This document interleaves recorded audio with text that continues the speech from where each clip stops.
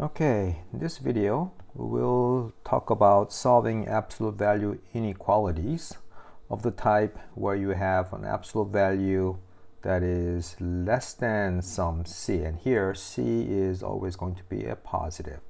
If c is not positive, if c is 0, if c is a negative, then we have special cases.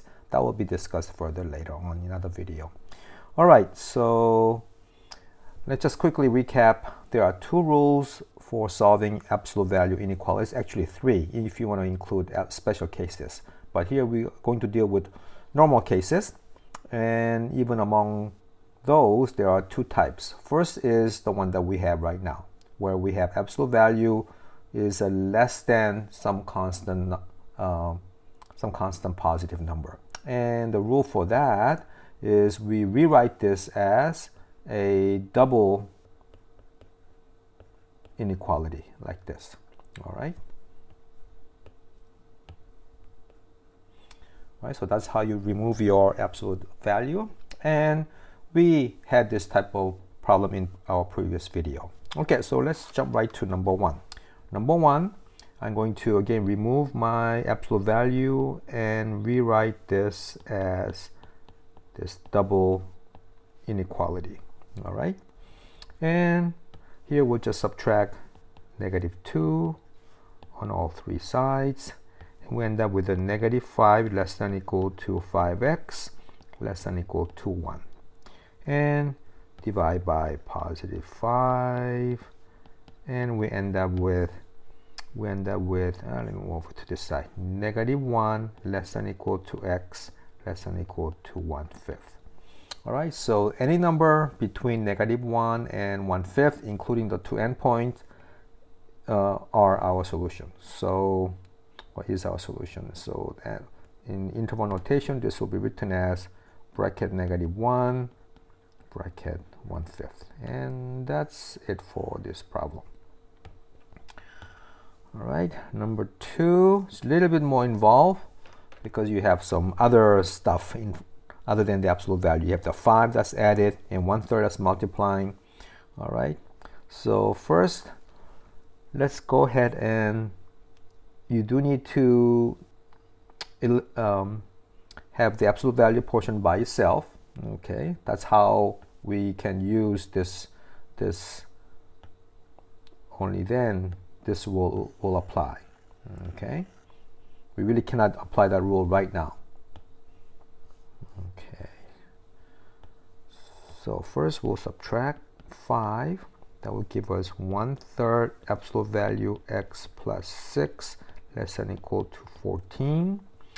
Then multiply by 3 to clear the absolute value. I'm sorry, to clear the fraction. Then that will give me absolute value of x plus 6 is less than or equal to 42. All right. Okay. Then what we have from there on is our desired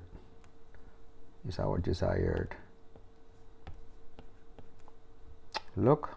So I can now remove my absolute value and write this as double inequality. All right, then we can we're almost done. All we need to do is subtract 6, -6 -6, and our x will be between -48 and 36. All right, so our answer should be bracket -48 comma 36 bracket. That means any number between those two, including the two endpoints, will satisfy our inequalities statement. All right. Okay, then let's go. Last one, number 3. Okay, number 3.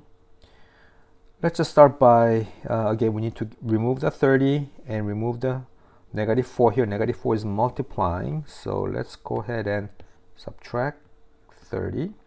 Then we'll have -4 absolute value of a plus 2 is greater than -18. All right, Okay, now one more thing, we need to divide by -4 because we want to isolate the absolute value portion. And keep in mind, anytime you multiply or divide by negative, the absolute value needs to be reversed. So what we have is absolute value of a plus 2 is less than, this will be 9/2. All right. Okay, then let's go on. So now we are able to rewrite that as double inequality, -9/2 less than a plus 2 less than 9/2. Okay, so we are almost done. All we need to do is subtract 2 on both sides. And of course, 2 is same as -4/2. Or -2 is same as -4/2. So our answer should be -13/2 and 5/2. So our interval notation solution should be parentheses -13/2 comma 5/2 parentheses. Again, parentheses because we are not including the two endpoints. All right.